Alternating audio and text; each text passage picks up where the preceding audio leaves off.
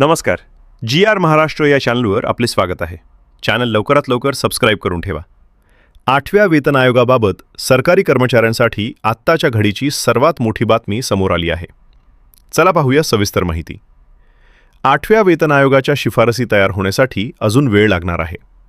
शिफारसी मंजूर झाल्यानंतरच कर्मचाऱ्यांना प्रत्यक्षात नवीन पगार मिळणार आहे. मात्र या कालावधीसाठी कर्मचाऱ्यांना एरियर मिळणार असल्याची माहिती समोर येत आहे.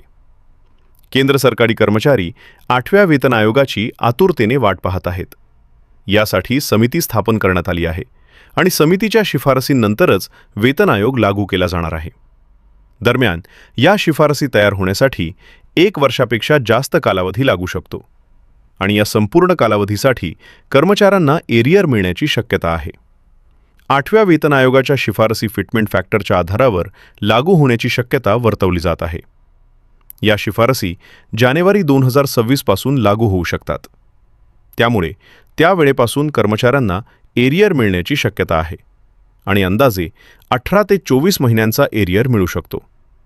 लेव्हल 1 ते लेव्हल 5 पर्यंतच्या कर्मचाऱ्यांना लाखो रुपयांचा एरियर मिळू शकतो. जर 20 महिन्यांचा एरियर विचारात घेतला तर फिटमेंट फॅक्टर 2.0, 2.15 आणि 2.57 असण्याची शक्यता व्यक्त केली जात आहे.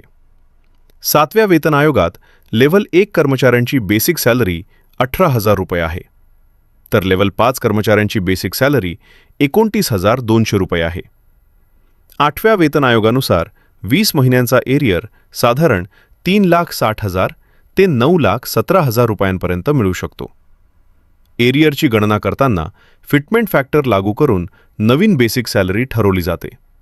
त्यानंतर जुनी आणि नवीन सॅलरीतील फरक काढून तो फरक महिन्यांच्या संख्येने गुणला जातो आणि त्यानुसार एरियर दिला जातो. धन्यवाद.